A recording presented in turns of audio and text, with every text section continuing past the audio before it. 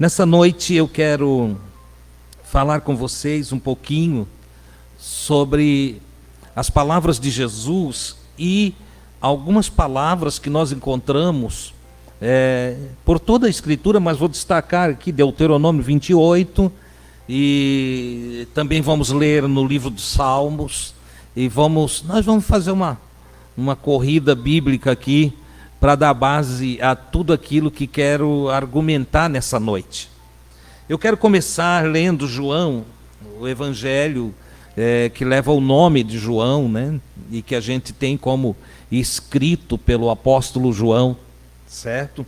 No capítulo de número 14, versículo de número 15, quando Jesus, ele relaciona o amor a ele à guarda dos mandamentos. Ele fala assim: se me amais, aí estou usando aqui a tradução corrigida fiel, né?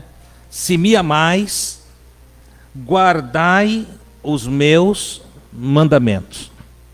Então o que ele está dizendo é assim, ó, se vocês me têm amor, vocês devem guardar o meu ensino, aquilo que eu oriento vocês, as admoestações que eu trago para vocês. Em outras palavras, para Jesus, não tem essa de eu te amo, Jesus, e está tudo certo, tá registrado lá como amor a Ele. Não, para Ele não. O amor para Ele tem uma ação, tem uma prática. O amor não é só de palavras. O apóstolo João, que foi discípulo de Jesus e que também escreveu 3 cartinhas, né? A primeira carta de João, a segunda e a terceira, ele escreve lá nas suas cartas também. Ele diz que, filhinhos, não ameis só de palavras. Não ameis só de palavras. E aí ele está falando tanto em relação a Deus quanto aos homens, às pessoas. Ele diz, vocês não devem dizer eu amo você, vocês devem mostrar o amor. O amor deve ter uma ação. Alguém disse assim, o amor é o que o amor faz. O amor não é o que se diz do amor. O amor é uma ação maravilhosa. Quando você vai ler ainda o Evangelho de João, no capítulo 3, versículo 16, o texto áureo da Bíblia, e aquilo que as pessoas, eu penso que é o primeiro versículo que a gente decora, né? 3,16 de João, diz, olha, porque Deus amou, né? Ou porquanto Deus amou quem? O mundo, a criação, tudo. Entendeu? De tal maneira, ele não encontrou uma palavra ali para colocar, ele traz uma expressão que ela nos põe dentro de uma condição infinita, uma plenitude inesgotável. Então, vamos lá. Amou de tal maneira, olha a ação. Deus não ficou lá do céu dizendo assim, eu amo vocês. Deus não mandou pregadores dizendo assim, vão lá e digam para eles que eu amo eles. Não é só assim. Deus, ele coloca uma ação na sua revelação de amor. Porque Deus amou o mundo de tal maneira que deu o seu Filho. Olha só, que enviou o seu Filho para que todo aquele que nele confiar, certo? Alguém erradamente diz que Deus deu o seu Filho para morrer no nosso lugar. Não é verdade. Não é verdade. Olha o que a Escritura está dizendo. Que deu o seu Filho para que todo aquele que nele crê, confiar, botar fé, não pereça. Não seja destruído. Não seja aniquilado, exterminado. Mas tenha vida eterna. Olha que coisa extraordinária. Então o próprio Deus, a sua revelação de amor não é com palavras simplesmente, mas é doando, enviando, fazendo algo em prol dos amados. Olha que coisa maravilhosa. Nós ainda temos, no versículo 21 do capítulo 14 de João, nós temos a palavra de Jesus que ele continua discorrendo aqui, falando tal, e ele diz assim: aquele que tem os meus mandamentos e os guarda, é o que me ama. Olha que coisa interessante. De novo, ele vai levar o amor para a prática do mandamento. Ele vai levar o amor, o amor é a prática dos mandamentos. Aquele que tem os meus mandamentos, a minha luz, a minha orientação, a minha exortação, o meu ensino, a minha doutrina, e guarda, a palavra guarda aqui, ela é uma tradução pobre para a realidade do que está dentro do manuscrito. Porque o que ele quer dizer com isso é: pratica, protege, zela, honra com a prática. Olha só, aquele que tem os meus mandamentos e o coloca na prática, o transforma em prática de vida, esse é o que me ama. Veja que coisa interessante, coisa maravilhosa. O salmista, ele trata o mandamento como sendo, o mandamento de Deus, como sendo uma lâmpada. Salmo 119, versículo 105. Ele diz assim: lâmpada para os meus pés é a tua palavra, a tua orientação, o teu ensino, a tua doutrina, aquilo que tu traz para mim, Deus, é lâmpada para os meus pés, ilumina. Neste sentido, para o salmista, o mandamento é uma luz que ilumina o seu caminhar, que conduz ele, que traz clareza para onde ele vai transitar, para onde vai pisar, por onde vai andar, as práticas que ele vai realizar.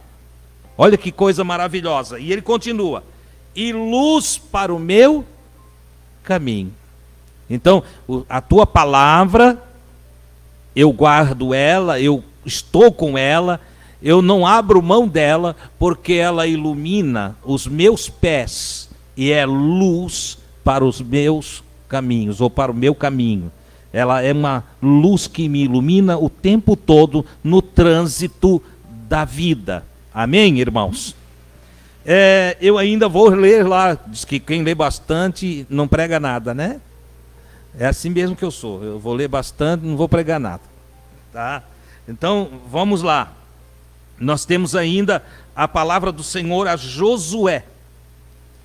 Ou melhor, Josué lembrando do que Deus disse através de Moisés. O contexto do capítulo 22 do livro de Josué, então, capítulo 22, versículo 5. Eu vou contextualizar rapidamente. Ele já tem a posse da terra que Deus tinha prometido a Israel. Moisés já tinha morrido, quem está no comando é Josué. Agora Josué precisa herdar a tribo de Dan, de Ruben e a meia tribo de Manassés. E ele diz: olha, vocês agora vão tomar posse da parte de vocês, porque essas tribos não quiseram passar o Jordão, eles quiseram ficar aquém do Jordão. E o Josué disse: não, mas vocês têm que ajudar a conquistar o lado de lá. E vocês têm que dar uma força, né? Tem gente que alcança a bênção que ele queria para ele, e aí está tudo bem, esquece de todo mundo, certo? O Josué não deixou não, disse: não, vocês vão contribuir para o alcance de todos os vossos irmãos. Quando vocês estiverem bem, vocês vão ajudar quem está mal. Quando vocês tiverem vencido a etapa da vida de vocês vão ajudar aqueles que ainda não venceram. E chega um momento então que eles fazem tudo como Josué falou, e aí eles agora vão tomar posse do cantinho deles na terra, do espaço deles na terra.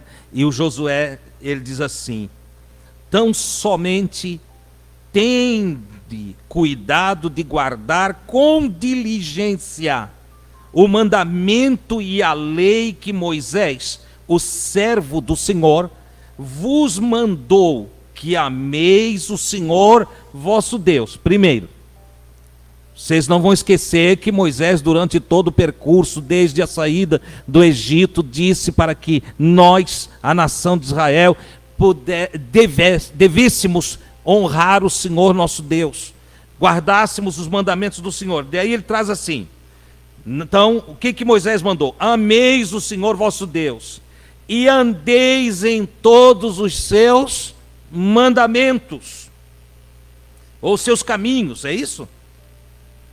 E guardais os seus mandamentos, e vos achegueis a ele, e os sirvais com todo o vosso coração, e com toda a vossa alma.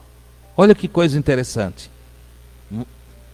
Na continuação, o Josué vai dizer para eles, porque agora vocês vão ter descanso, dentro do contexto, vocês vão ter descanso. Me chamou a atenção, porque o descanso para eles estava conectado à prática do mandamento.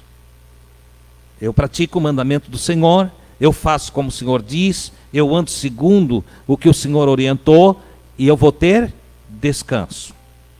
Na verdade, como aqui já ensinei outras vezes, eu vou ter shalom, plenitude, satisfação, certo? Alegria, gozo, segurança em mim. É um estado de espírito.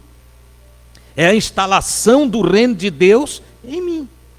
Eu vou estar sossegado. A minha consciência vai estar pura, limpa, porque eu vou estar tendo o testemunho da minha própria consciência. Eu gosto de uma expressão do Paulo, sempre cito ela quando estou conversando com alguns amigos sobre a tranquilidade mental diante daquilo que as pessoas possam pensar ou falar de nós. Nós não podemos segurar os pensamentos das pessoas, nem segurar o que elas falam. Mas nós podemos sim fazer um exame consciente do nosso estado de espírito. Certo? E quando a gente está conscientemente dominado pelo que a palavra de Deus diz, a gente não se importa com o que os outros pensam ou falem. E aí o Paulo usa uma expressão assim: em Cristo digo a verdade, não minto, dando-me testemunho a minha consciência no Espírito Santo. Se tem uma coisa maravilhosa, é quando a nossa consciência testifica que nós estamos fazendo o que é para ser feito, que nós estamos andando como é para andar, que nós estamos nos conduzindo na vida na luz da verdade, da palavra do Senhor. Quando a nossa consciência diz, bom, aqui dentro de mim não tem rancor, não tem ódio, não tem maldade. Aqui dentro de mim está tudo bem. Então eu alcanço o descanso que o Josué fala, a plenitude da paz, a alegria, o gozo do Espírito no meu coração. Ainda que fora de mim, ali no mundo externo, pessoas estejam pensando mal de mim, estejam falando bobagem a meu respeito, me caluniando, me maldizendo. Problema deles. Problema deles. A minha consciência está dando testemunho de que estou andando no caminho do Senhor, então eu estou bem. Amar a Deus começa aí. Quando eu procuro fazer tudo o que Deus diz, eu ainda quero ler, antes de discorrer sobre o assunto central de tudo que vou trazer aqui para vocês, quero ler o capítulo 28 de Deuteronômio. Deuteronômio, capítulo de número 28, versículo 1. Esse aqui é um episódio interessante, porque Moisés vai reunir o povo e Moisés vai reafirmar as palavras de Deus. E então ele diz assim: e será que se ouvires a voz do Senhor teu Deus, tendo cuidado de guardar todos os seus mandamentos que hoje te ordeno, o Senhor teu Deus te exaltará sobre todas as nações da terra. Olha que coisa extraordinária. Isso aqui não é uma palavra pessoal, não é para mim, não é para você. Isso aqui é para uma nação. Isso aqui é para a nação de Israel. Moisés reuniu toda a nação que tinha saído do Egito, que agora estava para adentrar em Canaã, e estava carregando uma mochila maravilhosa de promessas de Deus. Vamos colocar assim, né? Uma analogia. Deus tinha feito tantas promessas, eles estavam carregados de bênçãos, de promessas divinas, maravilhosas, mas todas as promessas estavam condicionadas à guarda do mandamento. Tinha um se. E será. Será. Entende? Se vocês guardarem as palavras que eu falo, a mensagem de Deus, se vocês zelarem, capricharem para praticar os mandamentos do Senhor, então vocês, como nação, não terá para ninguém. Vocês serão exaltados sobre todas as nações da terra. Olha que coisa maravilhosa. Está aqui para exemplo nosso. Está aqui escrito, Paulo escreve lá aos Coríntios, e diz que essas coisas estão escritas para nós tirar exemplo. Espera aí. Se uma nação inteira guardar a palavra de Deus, guardar os mandamentos do Senhor, os juízos e estatutos que o Senhor deu para eles, se eles fizerem as coisas como Deus diz, eles serão abençoados desse jeito. Aí vem uma lista de bênçãos aí que vai até o versículo de número 14, eu não vou ler para ganhar tempo, entende? Serão abençoados de tudo quanto é jeito. O Senhor aqui bota eles de cabeça para baixo, cabeça para cima, de lado, deitado, em pé, andando, trabalhando, folgando, no lazer, em casa, em tudo, de tudo quanto é bênção que você pensar. Eles, que se eles guardarem os mandamentos do Senhor, eles serão abençoados. Ponto. Abençoada a família, abençoado os filhos, tudo. Você leia em casa o capítulo todo, tá? Quando chega no versículo de número 15, o Moisés diz assim: será porém, que se não deres ouvidos à voz do Senhor teu Deus, para não cuidares em cumprir todos os seus mandamentos e os seus estatutos que hoje te ordeno, então vai vir uma inversão de situação. Vai vir uma inversão de situação. Qual é a inversão? Virão sobre ti maldições. Ah, mas então o Senhor, ele é vingativo e ele vai amaldiçoar? Não. É que não ser abençoado já é estar na maldição. Se eu não sou abençoado, eu já estou na maldição. Quem está fora da bênção, quem está fora da luz, quem está fora da luz está nas trevas. Não tem como eu estou fora da luz, mas estou assim, entende? Não, está fora da luz, está nas trevas. Se está fora da bênção, está na maldição. Se não está na verdade, está na mentira. Se não está no caminho reto, está onde? No caminho torto. Não tem como inventar coisa. Não tem um muro para você, ou eu, ou nós ficarmos em cima. Ou nós fizemos o que Deus diz e somos abençoados, ou nós andamos segundo o ensino do Cristo, do ungido, porque ungido aqui, Cristo é ungido, Jesus o ungido. Ou nós andamos segundo os ensinos dele e praticamos a sua palavra, ou nós vamos andar perdidos, desorientados por caminhos que não sabemos aonde vai dar. Através do ensino de Jesus, nós caminhamos por um caminho que nos conduz a Deus, que nos leva a Deus. Porque o grande trabalho de Jesus, a gente aprendeu umas coisas bem erradas, assim, sabe? E às vezes a gente fica assim, não, eu tenho que aceitar Jesus. O grande trabalho de Jesus, na verdade, é nos levar a Deus. Ele diz, eu sou o caminho, a verdade e a vida. Quando ele está dizendo assim, eu sou o caminho, a verdade e a vida, ele diz, a palavra está comigo. Os mandamentos do Todo-Poderoso eu não os anulei. Os juízos e leis do divino eu não tirei fora. Pelo contrário, eu vim mostrar o sentido desses mandamentos para vocês. E, consequentemente, quem vem a mim, e aí entenda-se, quem aceita o que eu falo, quem recebe o ensino que eu dou, quem compreende a palavra que eu coloco, vem ao Pai. Quem vem a mim, vem ao Pai. Tudo que Jesus veio fazer é nos reconectar com o Pai. É de onde vem a palavra religião. Religare. Isso é coisa dos romanos. Os romanos pegaram essa palavra aí e colocaram religare, latim, né?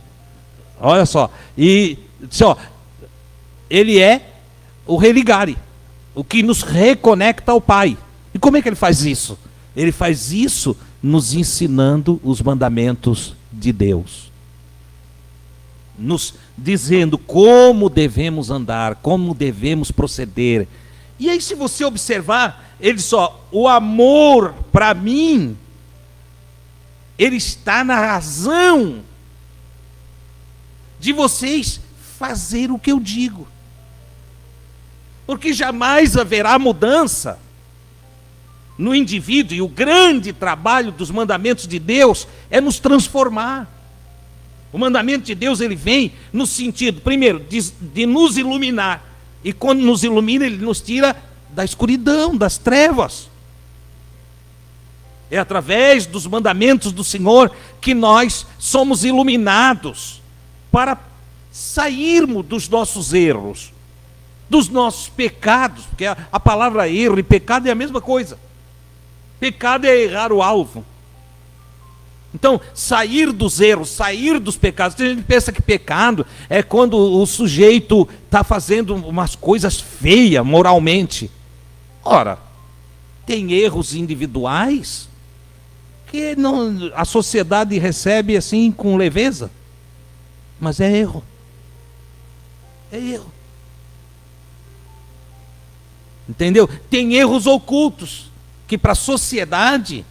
Eu estou, é um homem honrado, é um homem que está andando direito, é um homem isso, é um homem que paga suas contas em dia e tal, que para a sociedade, quando eu cumpro os meus deveres sociais, entendeu? Eu me destaco como um homem honrado, mas nem sempre eu estou de acordo com a lei de Deus. Por exemplo, um homem pode ser honrado no comércio, no trabalho e maltratar a sua esposa em casa.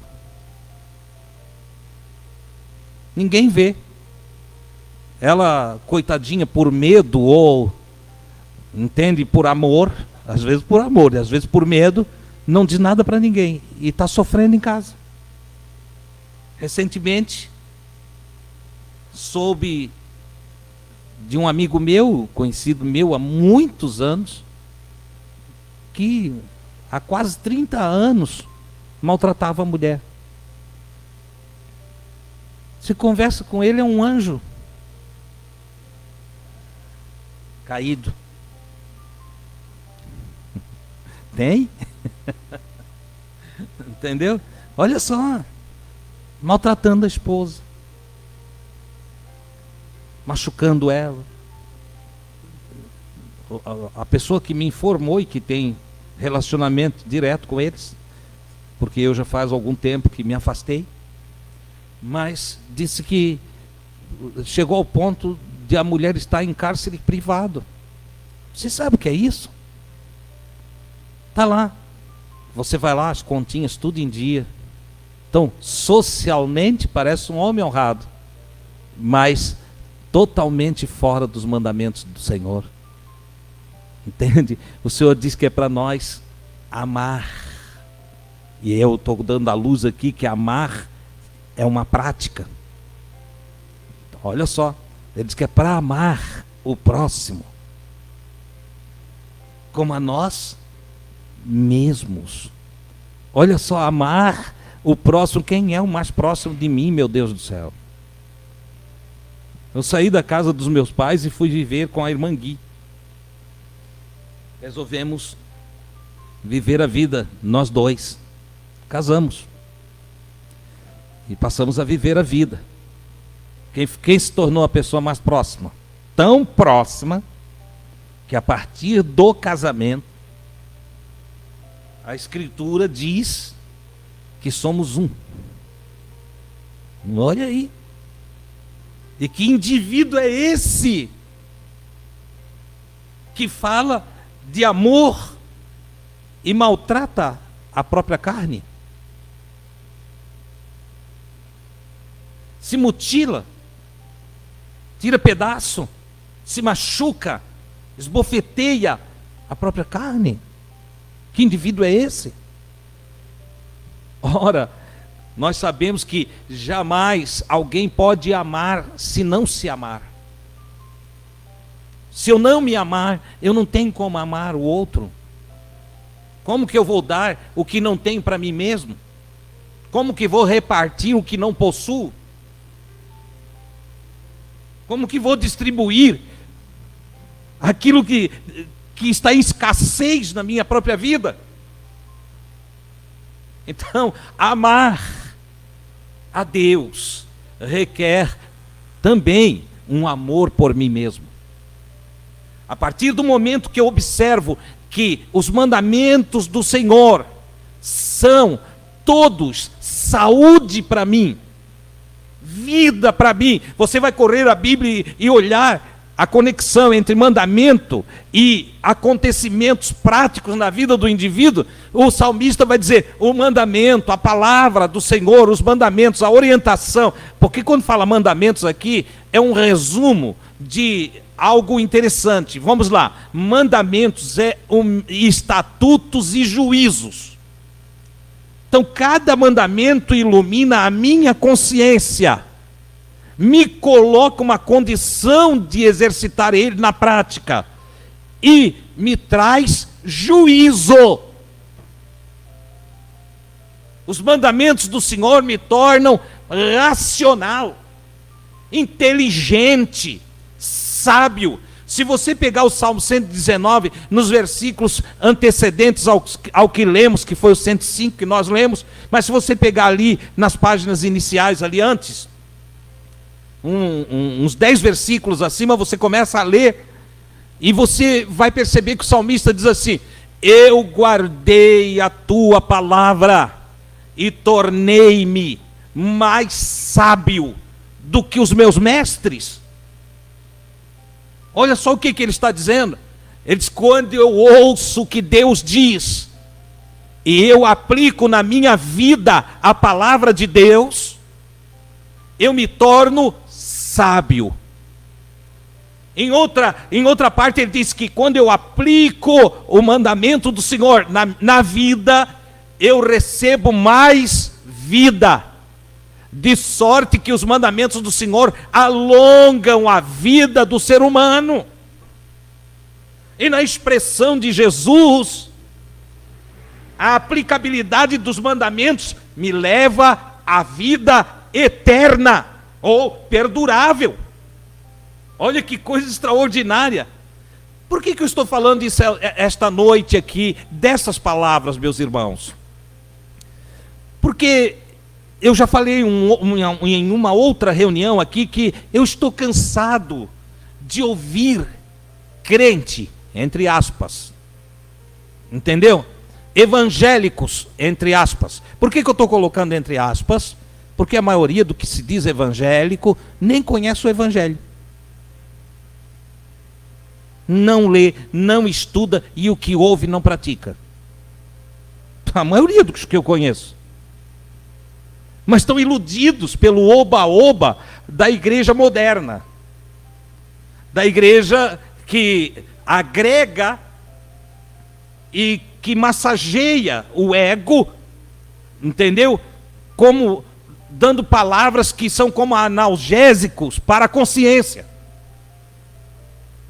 Uma igreja que em sua maioria reúne multidões, mas que não dão o mandamento do Senhor, posto que as pregações que partem dos púlpitos atuais são pregações de autoajuda, pregações de promessas vazias, de promessas que Deus não fez. Casa nova, carro novo, salário melhor. E eu já expliquei isso tudo aqui, que não é assim que funciona. Não é assim. E é simples, você olha o Evangelho. Jesus escolheu 12 pescadores.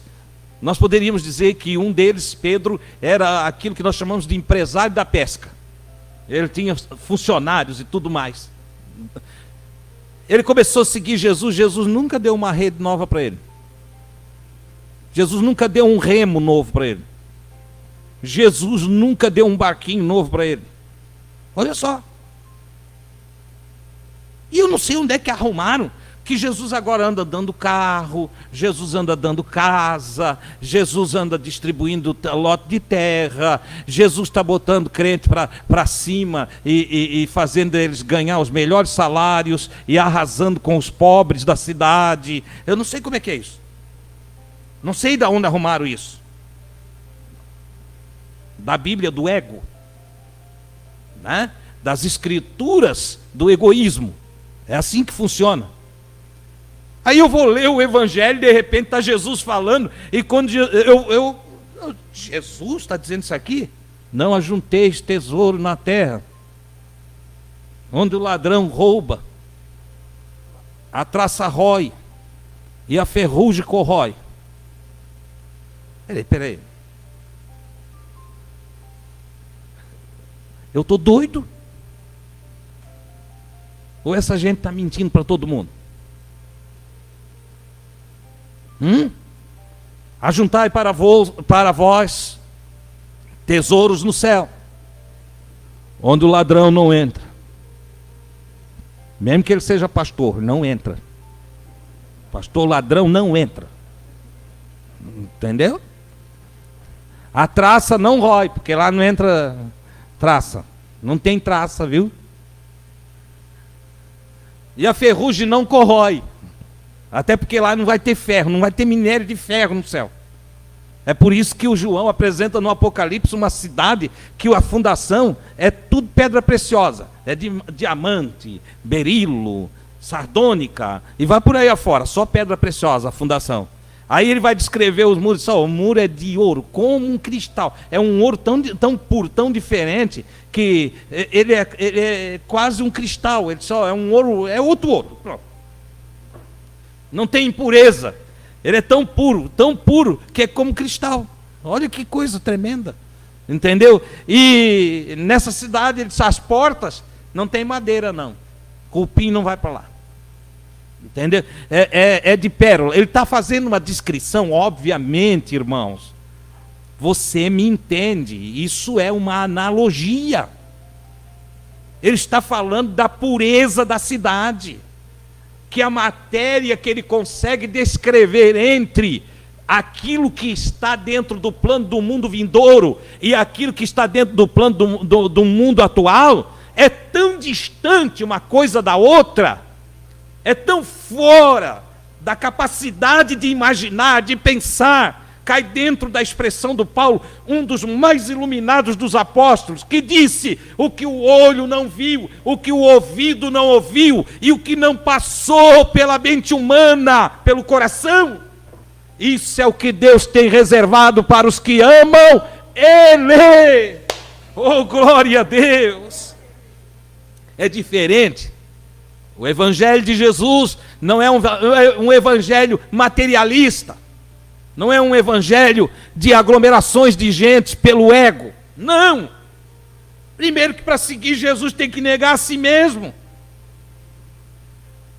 Tem que negar a si mesmo. Senão não consegue seguir. Aquele que quiser vir após mim, negue-se a si mesmo. Tome cada dia a sua cruz e siga-me. Faz o que eu digo. Faz o que eu falo. Vai pelo caminho que eu estou ensinando. Lamentavelmente, um grande número de líderes que invocam para si o ministério e dizem que são chamados por Deus, estão pregando mentira. Estão pregando coisas que são dos homens, não estão anunciando a palavra de Deus e a guarda dos seus mandamentos. Por isso, nós temos uma multidão que, quando encara os dias maus, como eu já disse aqui, a vida é cíclica e sempre teremos dias maus.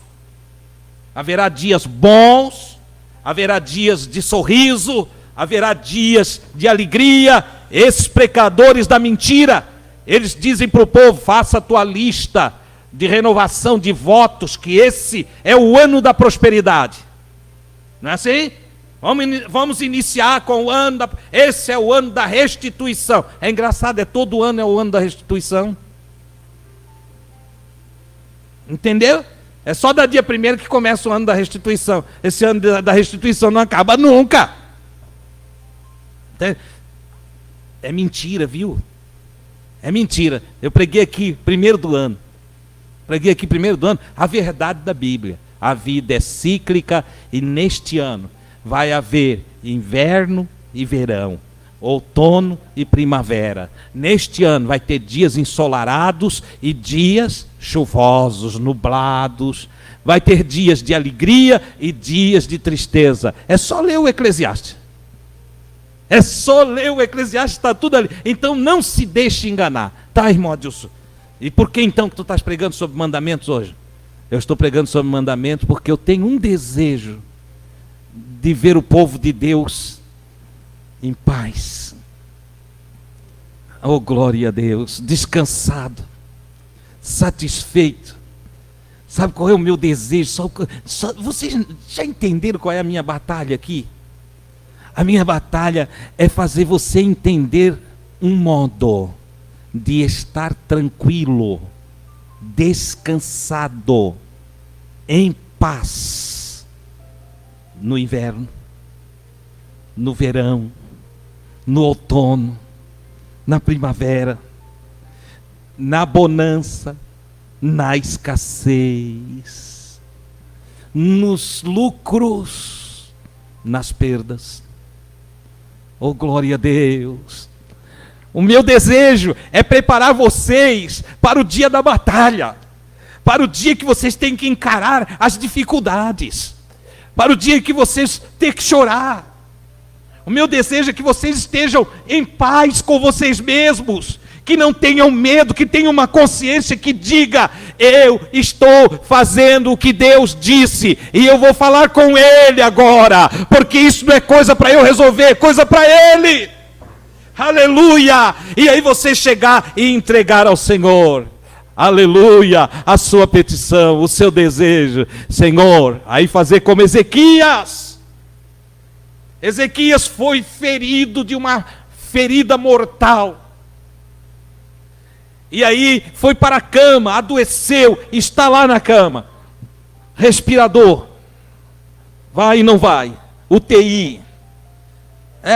O hospital dele lá, a UTI dele era lá no quarto da casa dele. Não tinha naquele tempo, não era como hoje. Mas estou só fazendo um comparativo. Vamos atualizar a percepção do que ele estava passando. Ele estava para morrer. Ele estava ali para morrer. E de fato Deus enviou o profeta Isaías, que foi lá dizer para ele que ele ia morrer. E agora? Tem gente: eu profetizo. Sai, seu filho de Satanás. Vai profetizar para outro canto. Entende? Agora tudo é profecia. Entendeu? Eu profetizo em nome do Senhor. Que profetiza o quê? Quem és tu? Está cheio de profeta falso por aí, irmãos. Cheio de gente que diz o que vem na telha. E os irmãos pegam aquilo como sendo Deus falando. Deus falou comigo. Outro dia chegou na minha casa uma pessoa. Só é assim está acontecendo isso. Estou indo embora por isso, por aquilo, por aquele outro. Porque Deus falou comigo que é para eu ir. Eu disse: Deus não falou. Hã? Deus não falou. Não, foi uma abençoada, o marido dela, tá, todo casal são divinal, eles têm asa, voam com querubins, entendeu? Estou falando, são santos, extraordinário. E eu disse: Deus não falou.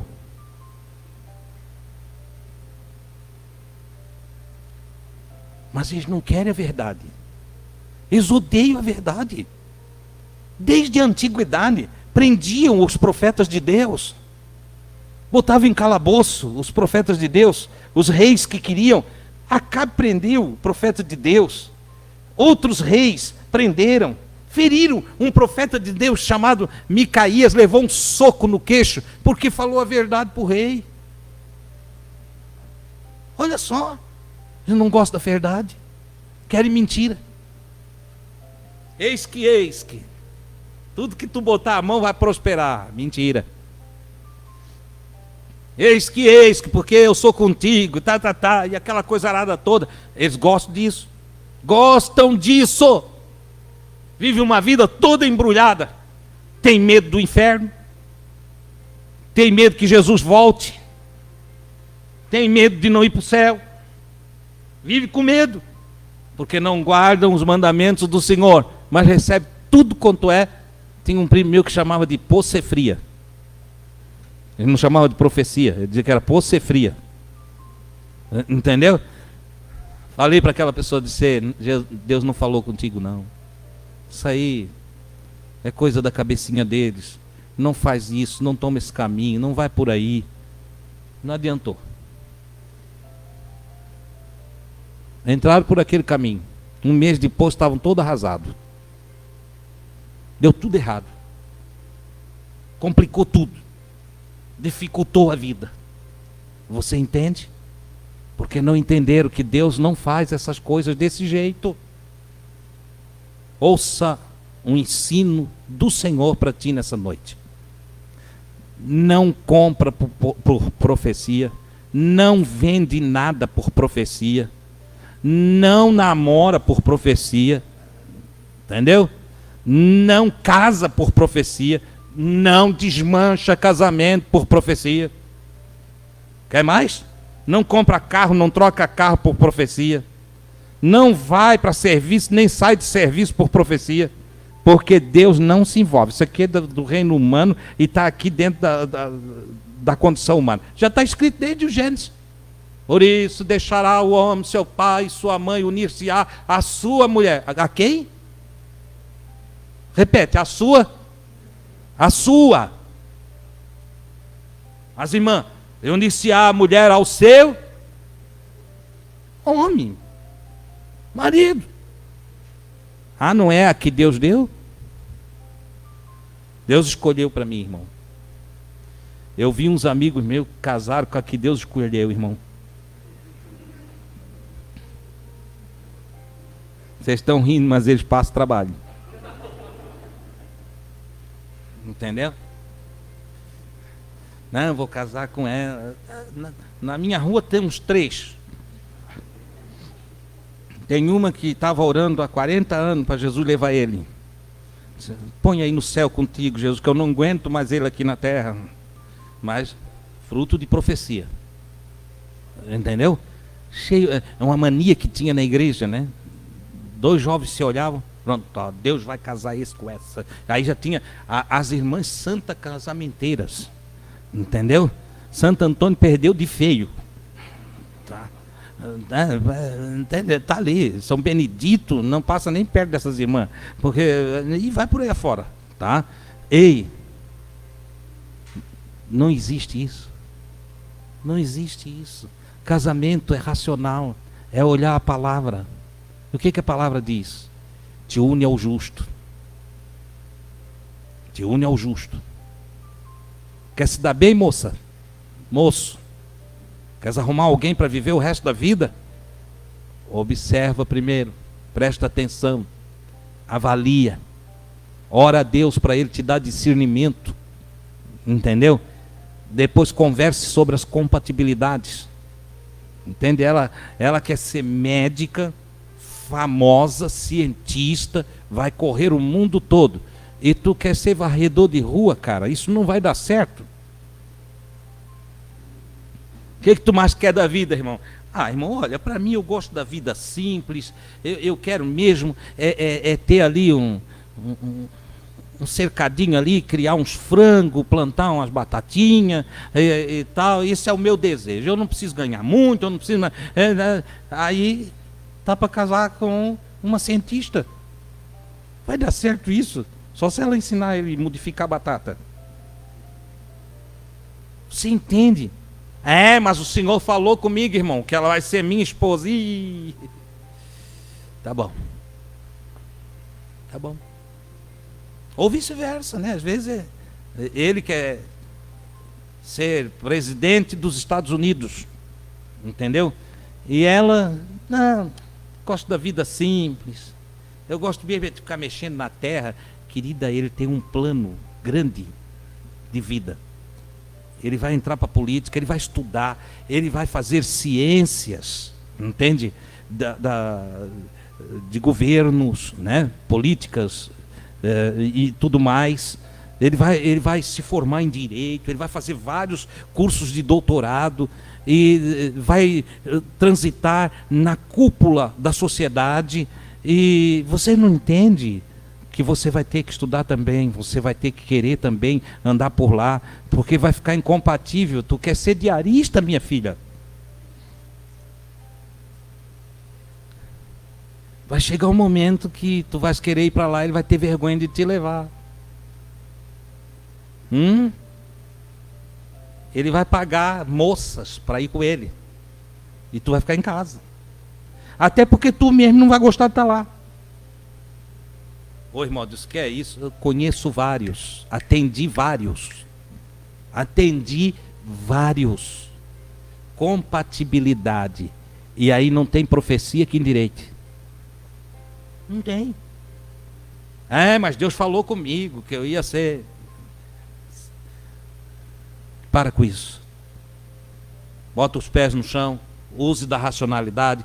Olha a luz do Senhor, os seus mandamentos, a sua palavra, e começa a observar. E aí, claro, duas pessoas podem se encontrar em nível de pobreza, podem evoluir juntos, mas eles têm compatibilidade de entendimento, de pensamento, de desejo. Eles são compatíveis no que querem. Ele está lá pobrezinho, é o varredor de rua, mas disse, eu vou estudar. E ele começa a estudar. Ela é, aqui não há demérito em nada do que é. O que eu estou dizendo é que quando um quer ir para cima e o outro quer ficar ali embaixo porque está bom. Entendeu? Ela é a diarista da casa dos irmãos, mas aqui já aconteceu um caso desse, entendeu? E inclusive ela veio conversar comigo e eu disse, vai estudar, muda de vida. Me agradece até o dia de hoje, foi estudar. Formou-se em pedagogia, hoje é professora no município. Saiu lá da faxina e foi subindo. Tem aqui uma mulher aqui na fazenda que começou fazendo faxina no hospital, mas sempre olhando assim, como é que eu posso ganhar um pouquinho mais? Vai estudar. E foi estudar. Cursou um curso de atendente de enfermagem. Depois fez enfermagem. E por fim, cuidava de uma ala inteira. Era a chefe, enfermeira-chefe da ala. Começou lá de baixo, da faxina, entendeu? Uma amiga para treinar ela, dava o braço para ela dar injeção, sem nada. Só para ela aprender a aplicar, entendeu? Colocava a veia, apertava o pulso, aqui o braço, e para ela só aprender a achar a veia. É amiga. Você entende o que é isso? E aí foi indo.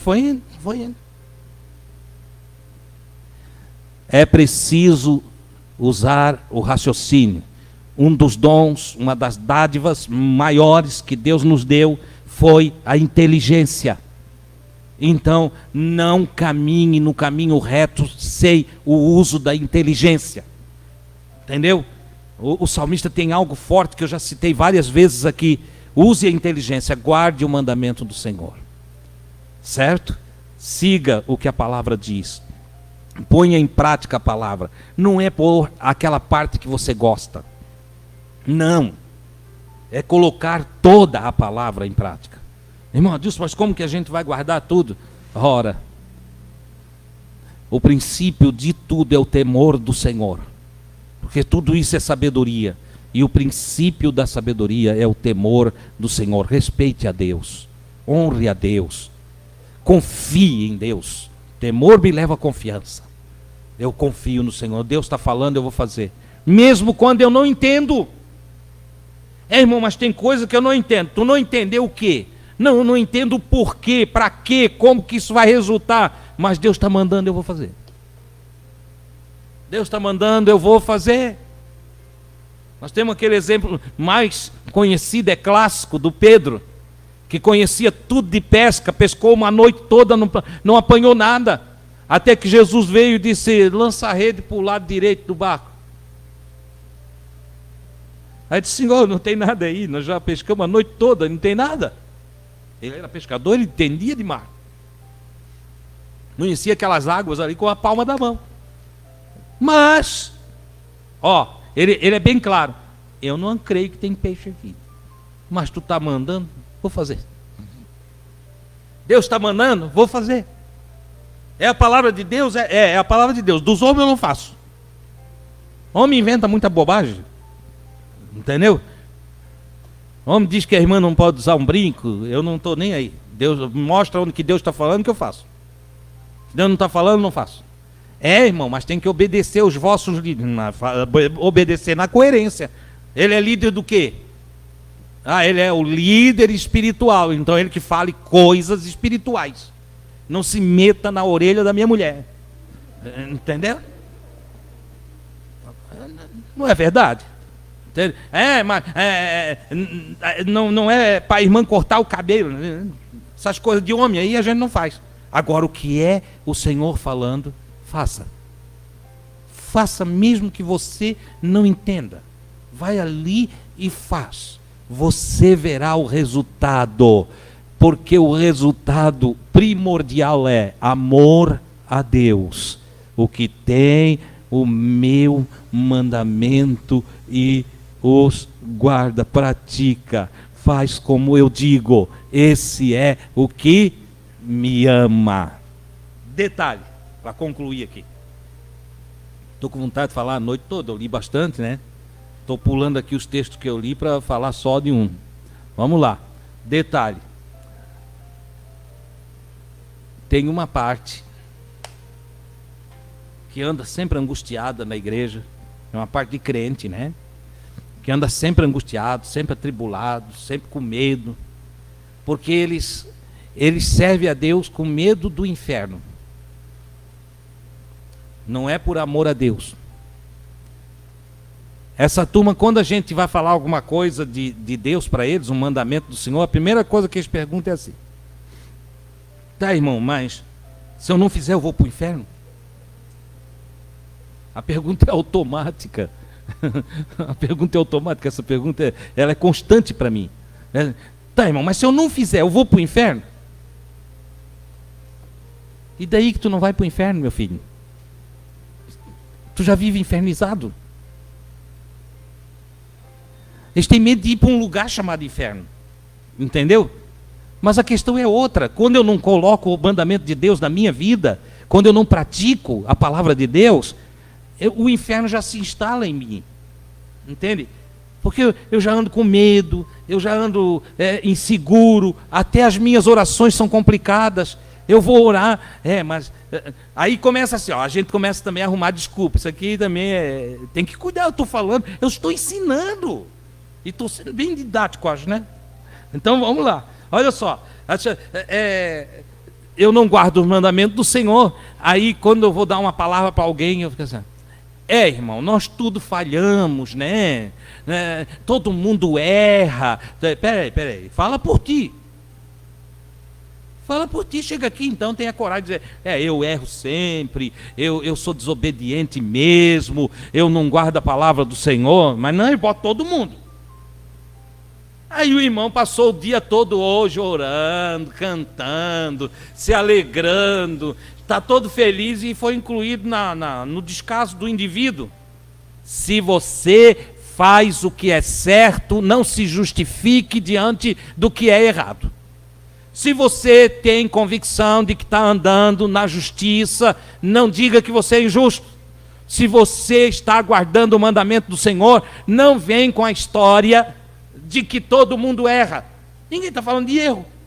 Nós estamos falando, quando o Senhor deu os seus mandamentos, Ele sabia que nenhum ser humano muda do dia para a noite. Quando ele deu os mandamentos, ele sabia que o mandamento é um processo, por isso é considerado, a vida é considerado um caminho. É um caminho, você vai aprender a andar. Deus não está dizendo que você tem que ficar agora angelical, maravilhosamente glorificado. Não tem isso na Escritura. O Pedro está lá há 3 anos e meio com Jesus, não é? Você ousaria dizer que ele não era um convertido? Ser 3 anos e meio, 24 horas por dia, Pedro e Jesus andando junto. Comendo pão da multiplicação, participando da ceia pascual, vivendo com Jesus em tudo quanto é canto, vendo morto ressuscitar, paralítico andar, e aprendendo tudo de Jesus. 3 anos e meio. Agora, 3 anos e meio depois, reúne os discípulos. Você teria coragem de olhar para o Pedro e dizer que ele não é convertido? Quem teria coragem? Nenhum. Até porque ele era violento. Dissesse para ele: Pedro, tu não é convertido, estava sujeito a perder a orelha. Você entendeu? Não dava. Tinha que chegar com muito cuidado. O irmão Pedro é uma bênção. Tinha que fazer amizade com o Pedro, senão, se provocasse o Pedro, a coisa pegava. Mas Jesus olhou para ele e disse: Pedro, quando tu te converter, e já tinha 3 anos e meio, Jesus disse: tu não é convertido não, Pedro. Só que o Pedro estava no processo da conversão. É isso que precisamos entender. Não é uma questão de céu e inferno, é uma questão de disposição para viver o que o mandamento manda viver. Nós precisamos fazer o que Deus diz para nós fazer.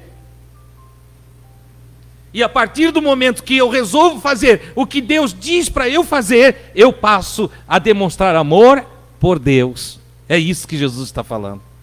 O nosso amor por Deus, ele está na nossa predisposição de fazer o que Deus manda que nós façamos. Ok? Não por medo de inferno. Porque também se eu vou... eu vou guardar... Eu vou amar aquela irmã ali, porque senão eu vou para o inferno. Se eu não fosse para o inferno, eu não amava não. Uma vez eu botei uns irmãos de frente, e um olhou para mim e disse isso: eu vou perdoar porque eu não quero ir para o inferno. Senão eu não perdoava. Eu digo: meu Deus do céu, não está perdoando. Não está perdoando. Tem nada de perdão nisso. O cara ele só se revelou mais egocentrista, né? Egoísta dos grandes. Entende? Vou perdoar porque não quero ir para o inferno. Senão eu não perdoava. Meu Deus. Ei, você tem que perdoar porque você quer, porque você está afim. Aí vem o irmãozinho, né? O Pafúncio aquele. Ele chega para a gente: mas eu não consigo perdoar. Eu digo: cala essa tua boca, tu não queres. Todos que quiserem perdoar, consegue sim. Porque perdoar é rasgar a dívida. Perdoar é deixar para lá. Irmão, não é esquecer? Não, ninguém consegue esquecer. Um dia nós estávamos lá na roça de fumo de um amigo lá em Meleiro. E a Gui ligou ela já está fazendo a testa lá. Ela disse: tu não esquece. Eu digo: eu não consigo, cara, porque eu olho para o meu dedo. Eu lembro disso. Entendeu?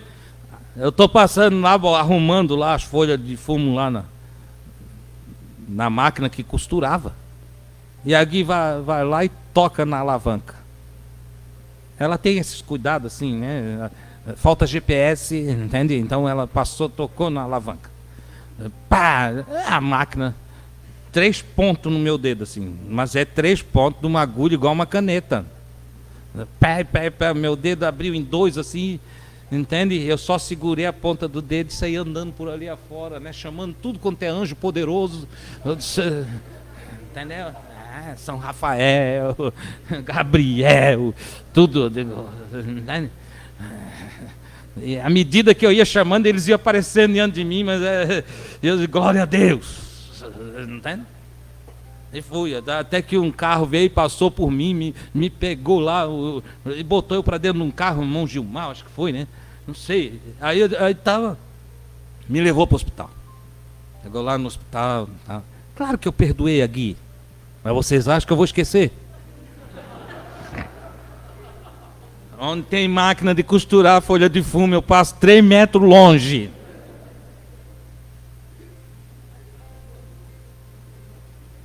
Você entende? Perdoar não é esquecer. Perdoar é deixar para lá. Entendeu? Perdoar é fazer piada do que aconteceu. É contar a história rindo. Porque você deixou para lá. Não é esquecer. Irmão, eu não consigo, irmão. Eu não consigo porque eu lembro toda a vida. Claro que você lembra. Mas se você perdoar, você sabe que não pode cobrar mais. Então perdoe.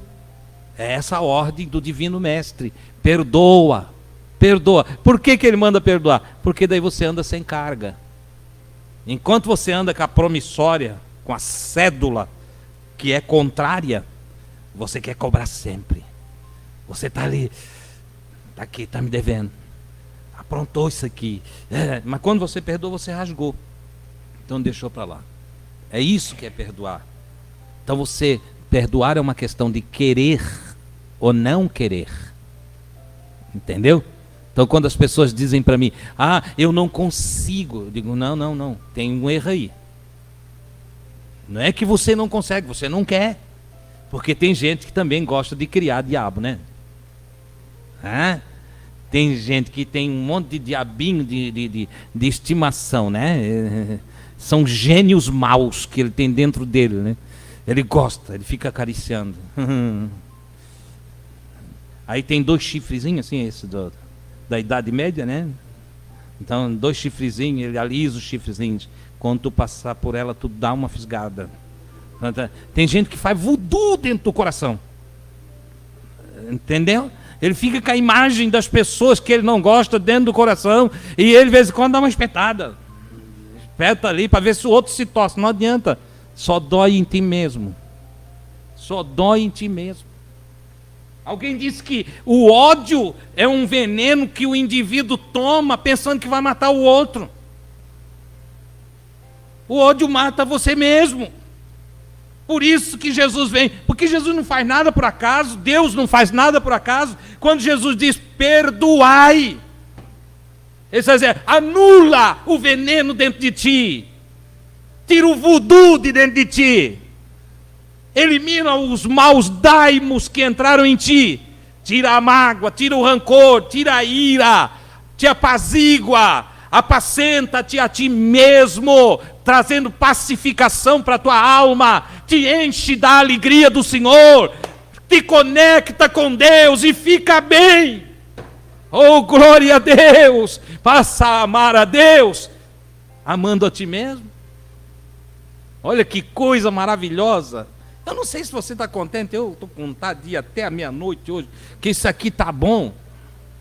São palavras de Deus, estrutura a nossa vida, nos coloca dentro de um patamar diferenciado na terra. Nós precisamos parar com essa bobagem, eu sou evangélico, o outro é católico, o outro é não sei o quê, entendeu? Nós temos que aprender a amar a Deus. Amar a Deus. Eu quero dizer uma coisa aqui essa noite que vai escandalizar uma porção de gente, não vocês, uma porção de gente que está em casa. O católico que amar a Deus já começou a viver o céu. O evangélico que amar a Deus já começou a viver o céu. O budista, não, irmão, isso aí é heresia, estás pregando heresia. Quem que disse? Tu pensa que o Senhor não gosta de budista? Fosse assim, os gordinhos estavam tudo morto. Não, senhores. O budista que amar a Deus começou a viver o céu. E o islamita? Que ama a Deus, ele quer fazer o que Deus quer que seja feito. Ele tem uma ânsia pelo Senhor. Ele faz como o salmista, sim, como os cervos bramam pelas correntes de água. A minha alma suspira por ti, ó Deus. Aleluia!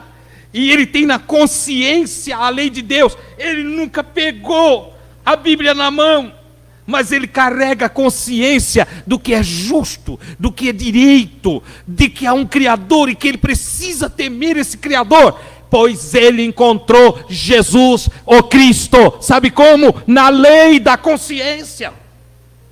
Está lá a palavra de Deus. Você entende, irmão? Olha só.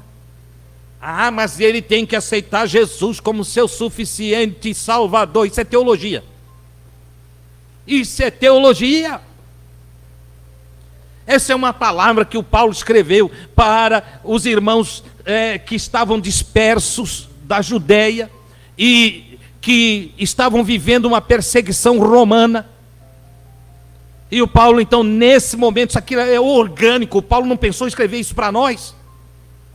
Ele está escrevendo lá para os irmãos e disse: olha, aquele que confessar com a sua boca que Jesus é Senhor, será salvo.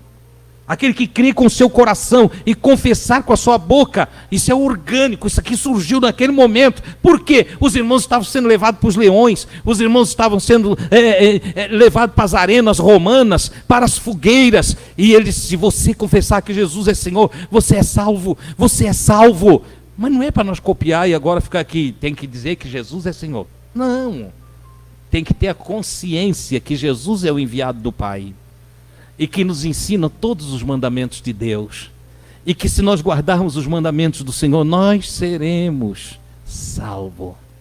E que se alguém em algum lugar, e aí é o mesmo Paulo que escreveu aos Romanos, e disse: olha, aqueles dois gentios das nações não judaica, que não conhecendo a lei de Deus, praticam a lei de Deus. Como assim? Não conheceu, mas pratica? Olha só que coisa maravilhosa. Gente cujo coração é reto, gente que tem conectividade com o Senhor, gente que está ligada ao Todo-Poderoso, gente como um índio que olha para o céu e clama ao grande Espírito. Ele não sabe como falar, ele não ouve falar em Deus, mas ele clama ao grande Espírito. Você se assenta com ele, como índios colombianos que conversaram com o pastor Satírio, que era um missionário que foi para a Colômbia há muitos anos atrás. E quando chegou lá, o pastor Satírio via eles dançando com chacoalhos em volta de fogueira, e pensou: são tudo macumbeiro. Mas quando ele se assenta, aprende a falar a língua, conversa com aqueles índios, ele pergunta por que aquele ritual de andar em volta da fogueira chacoalhando aqueles chacoalhos lá e aquilo tudo lá. Ele disse: não, é que nós clamamos ao grande Espírito para nos livrar dos maus espíritos. A quem que ele estava clamando? Ao Criador. Ao Criador, está dentro do indivíduo. É disso que o Paulo está falando. Tem uma lei na consciência. O indivíduo busca a retidão, ele está cumprindo a lei de Deus, sem saber que está cumprindo a lei de Deus. Ele será salvo pela sua consciência. Ele não tem obrigação de falar o nome Jesus. Não. Obviamente que se ele recebe o Evangelho na forma em que nós recebemos, dentro da cultura em que nós estamos, é lógico que ele vai rejeitar ou aceitar a mensagem do Cristo. E aí, se ele rejeita, ele está rejeitando a Deus que o enviou. Assim como aquele que rejeita um profeta que vem em nome do Senhor, um profeta de Deus lá, um Isaías da vida, um Daniel, um Elias, né? Um Zacarias, um Malaquias, que em nome do Senhor vieram, tinham comprovação de vida de santo homem de Deus, e que não diziam bobagem, tanto que se firmaram as palavras que eles falaram. Aqueles que os rejeitavam a Deus. Assim como aqueles que foram contra Abraão e perseguiram o patriarca Abraão e não queriam a fé de Abraão, entendeu? Estavam rejeitando o Deus de Abraão. Por isso o Senhor diz para Abraão: Abraão, anda na minha presença e sê perfeito. Perfeito, seja maduro. A palavra, a tradução correta é maduro. Nós temos perfeito. Anda na minha presença e sê maduro. Olha só. Ser um homem inteligente, ser um homem sábio. Faz as coisas direita. Entendeu? E aí o Senhor vai dizer mais para ele assim: porque eu vou abençoar os que te abençoarem. E amaldiçoarei aqueles que te amaldiçoarem. Eu vou te proteger. Eu sou o teu Deus. Eu cuido de ti. Aonde tu estiveres, eu estarei contigo. Não é maravilhoso isso? A guarda dos mandamentos. Guarde o mandamento. Não precisa ter medo do inferno. Faça isso por você mesmo. No sentido de agradar a Deus. De amar a Deus. Faça dizendo: Deus, eu mesmo alguns mandamentos que eu não entendo, eu vou guardar porque eu te amo. Eu te amo. Então, descansarás. Receberás gozo de Deus na tua alma. A tua força se renovará. Oh, glória a Deus. Você, ó, a sua inteligência, você, o lado de dentro, não é você aqui, voará como uma águia, em alturas santas, maravilhosas. Você vai se apressar nas suas realizações e não vai ter canseira, estafa. Você não desmaiará. Oh, glória a Deus. Você será bem-sucedido. Sim, será bem-sucedido. O Senhor será a tua luz diante de ti. E o teu escudo te protegerá na tua retaguarda. O que você enxergar, você vai fazer na força de Deus.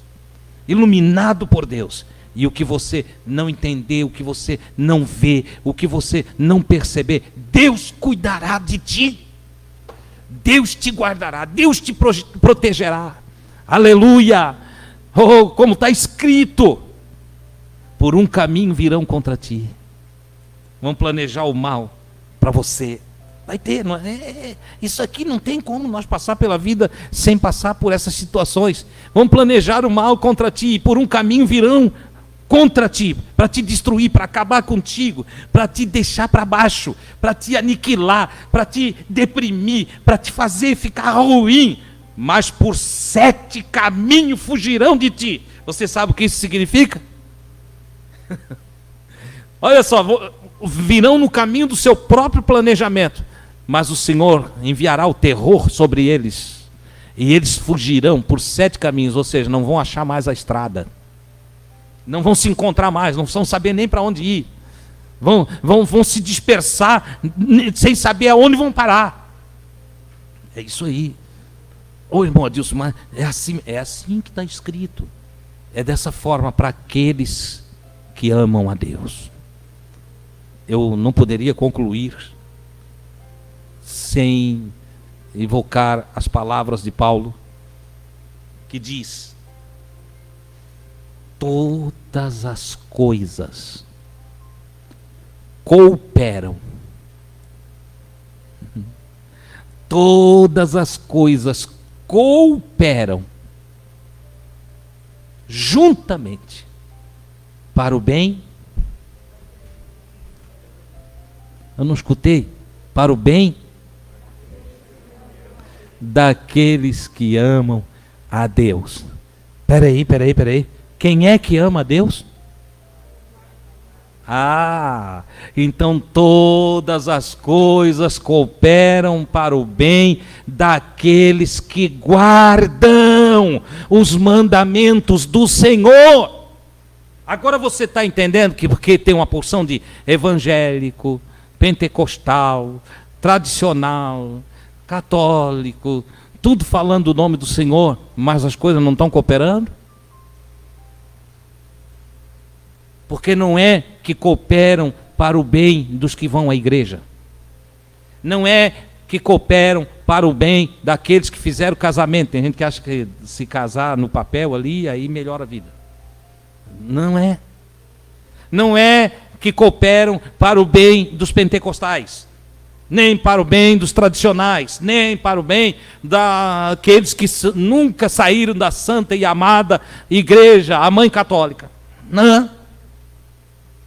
A cooperação de todas as coisas é para aqueles que amam a Deus.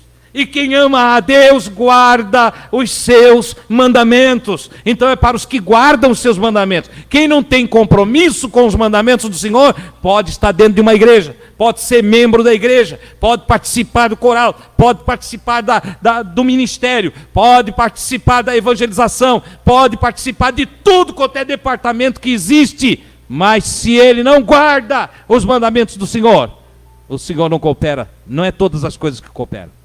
E é interessante, meu Deus, isso aqui é bom, tá? Que é assim, ó, todas as coisas. Todas as coisas.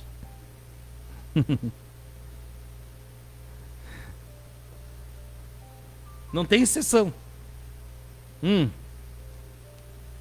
Recebi um dinheirinho. Ah? Cooperou? Pro meu bem? Sim ou não? Oh, claro. É chegar um dinheirinho que o sujeito dá testemunho de tudo quanto é tamanho. Ele pula num pé só, nunca vi, né? Meu Deus. O Senhor me abençoou com X, tá? Roubaram o meu dinheirinho. E agora? Ei, como é que ficou? É? Não, todas as coisas. Todas as coisas. E agora? Todas as coisas. Tá, mas como? Não sei, eu não entendo. Eu disse que eu obedeço mesmo quando não entendo. Vai que eu ia ficar todo orgulhoso com aquele dinheirinho.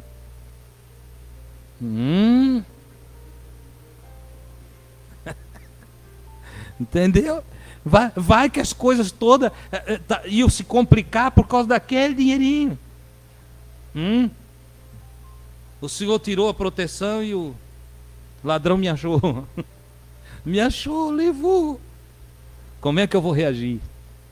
Que palavras? Eu ia dar um testemunho pulando num pé só que ganhei aquele dinheirinho. E agora? E agora? E agora? Como é que eu vou testemunhar? Eu vou chegar aqui e dizer, irmãos, eu tenho um testemunho para dar. Eu recebi uma alegria que durou 2 minutos. Ela me fortaleceu, ela me fez pular, eu dei glória a Deus, falei em outras línguas, entende? Foram 2 minutos, irmão, e logo em seguida fui assaltado.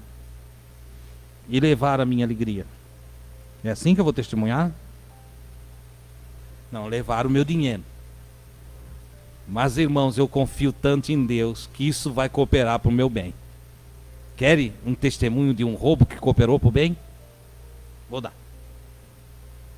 Meu mano Liu recebeu o pagamento, naquela época, ele trabalhava na prefeitura, recebeu o pagamento, foi ali, retirou no caixa do Bradesco, pegou todo o dinheirinho, levou, chaveou na gaveta dele, da sala dele onde ele trabalhava, fechou lá. Para o meio-dia levar, que era o dinheirinho de todas as contas do mês, mais o rancho da casa e tudo mais. Liu ainda não servia a Deus de coração, como hoje. Liu ainda era da bagunça, das festas. E quando voltou, deixou ali, de repente o secretário chamou ele foi lá atender o secretário. 5 minutinhos. Quando voltou, o dinheiro não estava mais na gaveta. Levaram o dinheiro do pagamento do mês todo. Liu não acreditou naquilo, foi para casa. Ele tinha instrução do nosso pai. Nós sempre fomos instruídos a buscar a Deus, a confiar em Deus, a procurar por Deus. E vocês sabem que Deus não faz acepção de pessoas. Ok? E o Lio foi para casa, dobrou os joelhos e disse: Deus, me ajuda. Não sei o resto das expressões dele. Não sei como ele colocou. Eu sei que quando o Lio voltou às 2 horas da tarde, tinha 2 salários para ele. 2 salários dele. Você entende? 2 salários dele. Ele ousou confiar em Deus. Mas como, irmã, dos 2 salários? Não é que a dona Rose, que era telefonista, ficou com compaixão do Lio. E eu não vou ver que é Deus usando ela? Tem compaixão, tem Deus. Entendeu? Lembras disso, mano? Ele chegou a te contar isso lá? Dona Rose, tu lembra? Aí, resultado. Dona Rose fez uma vaquinha, roubaram o salário do Lio, tiraram o salário do Lio. E todo mundo foi ajudando. Deu 2 vezes.